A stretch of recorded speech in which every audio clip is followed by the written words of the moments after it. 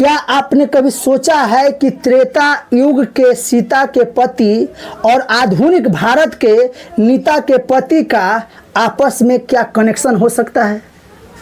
पिछले कुछ दिनों से सोशल मीडिया पर यह लाइन सबसे बड़ा राजनीतिक विवाद बन चुकी है और हमने देखा है कि ये लोग बस सीता के पति का नाम ले लेके नीता के पति का काम कर रहे हैं।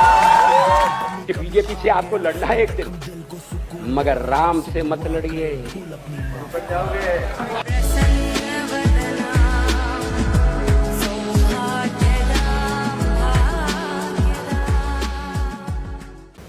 सवाल है कि आखिर जंतर मंतर पर ऐसा क्या हुआ जिसने एक कानूनी लड़ाई का रूप ले लिया?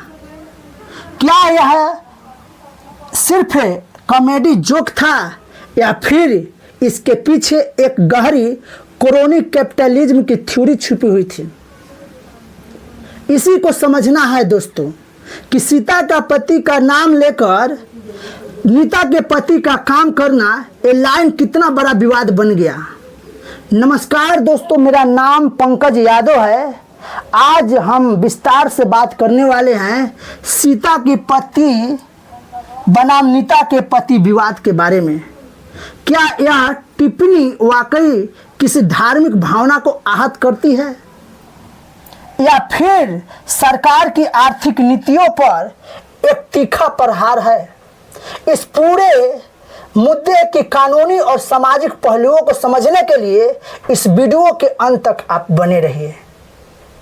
दोस्तों, विवाद जो है कहानी की शुरू होती है दिल्ली के जंतर मंतर से, जहां stand up comedian Kunal Kamran पहुंचते हैं और सोनम वांगचुक से मिलते हैं और हाथ में माइक लेते हैं। हाथ में माइक लेते ही सरकार की नीतियों पर निशाना साधते हैं और उन पर राजनीतिक कटाक्ष करते हैं। लेकिन राजनीतिक कटाक्ष एक ऐसे सेंटेंस, ऐसे शब्द लेकर करते हैं जो विवाद का विषय बन गया।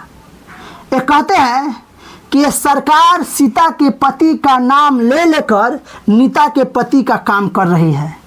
कमरार का कहना था कि सरकार सीता के पति का नाम ले लेकर नीता के पति का काम कर रही है। पहली नज़र में यह साधारण तुकबंदी लगती है, लेकिन इसका एक लाइन भारतीय राजनीति में सबसे बड़े नैरेटिव को छू लिया। आइए इसे थोड़ा डिकोड करते हैं। जहां सीता के पति का सीधा मतलब है भगवान श्री राम, यानी कि वो राष्ट्रवाद और सांस्कृतिक राजनीतिक जिसके दम पर मौजूदा सरकार सत्ता में आई है, बीजेपी। वहीं दूसरी तरफ नीता के पति का मतलब है देश के सबसे अमीर उद्योगपति में से एक मुकेश अंबानी। आलोचकों का आरोप है कि सरकार वोट बैंक के लिए धर्म और भगवान राम का नाम का सहारा लेती है, जय श्री राम का नारा पूरे चुनाव लगाती है, लेकिन जब नीतियां बनाने की बारी आती है तो टैक्स छूट और रियायतें बड़े कॉरपोरेट घरानों को दी जाती है। इसे ही पॉलिटिकल साइंस की भाषा में दोस्तों क्रोनी कैपिटलिज्म कहा जाता है। लेकिन जैसे ही यह वीडियो वायरल हुआ, देश दो धड़ों में बट गई। एक पक्ष का कहना था कि यह एक लोकतंत्र में अभिव्यक्ति की आज़ादी, फ्रीडम ऑफ स्पीच के तहत जायज राजनीतिक व्यंग है। और दूसरी तरफ सुप्रीम कोर्ट की एक महिला वकील ने कुणाल कमरार को सीधे कानूनी नोटिस भेज दिया और नोटिस में आरोप लगाया कि राजनीतिक फायदे के लिए हिंदू देवी देवताओं के पवित्र नाम का इस्तेमाल करके धार्मिक भावना को ठेस पहुंचाई गई है। इस नोटिस में वीडियो हटाने और सार्वजनिक माफी मांगने की मांग की गई है।